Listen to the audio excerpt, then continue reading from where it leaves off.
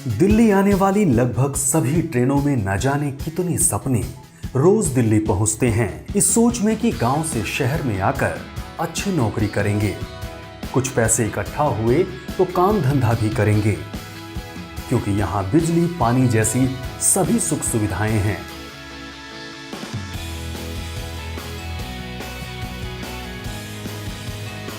इसलिए सपनों को आयाम देना कुछ आसान होगा, लेकिन जब सामना हकीकत से होता है तो हालात कुछ और ही बयां करते हैं।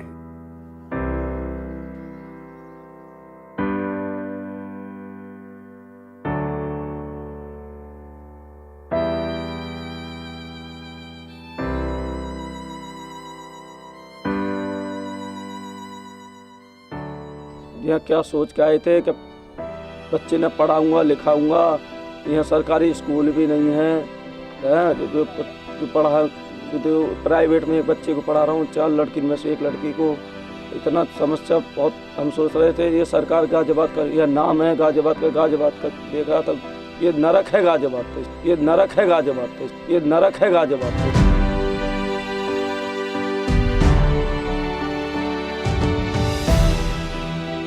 सही तो कह रहे हैं कालूराम। कहने को तो नेशनल कैपिटल रीजन में रहते हैं, लेकिन जिन हालातों में जिंदगी जी रहे हैं वो किसी नर्क से कम नहीं है। बताने को तो बड़े बड़े बिल्डर प्रोजेक्ट्स की तरह इनका घर भी नेशनल हाईवे 24 के पास ही है, लेकिन यहां आकर जिंदगी ऐसी पटरी से उतरी कि दूर दूर तक अच्छे दिनों की आस में अंधेरा ही नजर आता है। बस पूछने भर की देर है कि सपनों के टूटने का गुस्सा उबाल मार जाता है। सोचा था मैंने कि सरकारी नौकरी मिलेगी, कोई काम मिलेगा अच्छा गाजियाबाद के अंदर, हमने सोचा था।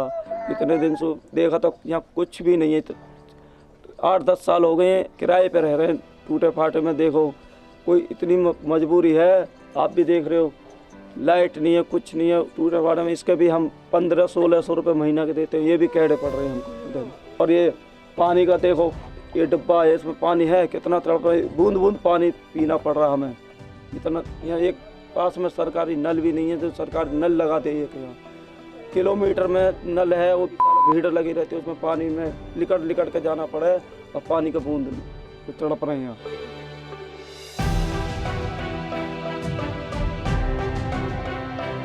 टूटते कांच की तरह कालूराम के टूटे सपनों का दर्द चीखें मार रहा है। खुद का जो हुआ सो हुआ, अब बच्चों के बिगड़ते हालात का खौफनाक मंजर भला कौन पिता देख सकता है। शायद गांव में भी यहां के मुकाबले हालात कुछ साफ सुथरे होते।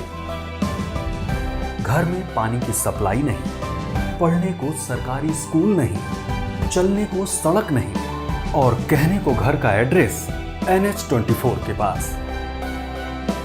21वीं सदी का नर्क। बेटे ने शहर आकर बड़ा आदमी बनने का वादा किया था, लेकिन मां करे भी तो क्या।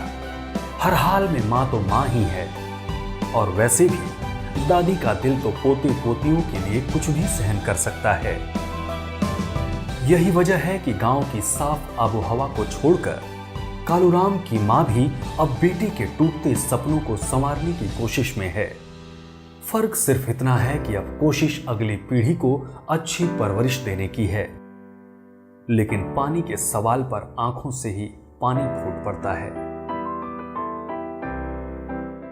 तकलीफ तो है, पानी कौन दे भर के सरकार दे जाए हमको पीवे को, कल पियो बैठ गए। सरकारी तरफ से कोई पानी नहीं, ना नल ना कोई कछु नहीं है, तो कहाँ दिला में। गांव से शहर की ओर आए थे कि गरीबी दूर होगी, हालात सुधरेंगे, बच्चों की अच्छी परवरिश होगी, लेकिन बदहाली इस कदर है कि प्राइवेट स्कूलों की मुंह मांगी कीमत घर के आटे दाल पर असर डाल रही है। प्राइवेट भी बहुत दूर है, फीस भी बहुत ज्यादा है इसके, 380 रुपये जाती है इसके। मैं सोचना का बड़ा मुश्किल से पाल रही हूँ बच्चे ने, तो वो तो हमें पता है कैसे पाल रही हूँ बच्चे ने। कालू अभी शहर की जिंदगी से तंग आ चुका है, लेकिन इस दलदल में पैर इतने अंदर तक फंस चुके हैं कि लौट कर गांव भी नहीं जा सकता। इस गंदगी भरे माहौल में टूटते इन सपनों को ना तो गाजियाबाद प्रशासन के सरकारी अफसर महसूस कर पाए हैं और ना ही इन बच्चों की तकलीफ प्रदेश को चलाने वाले नेताओं के कानों तक पहुंच पाती है।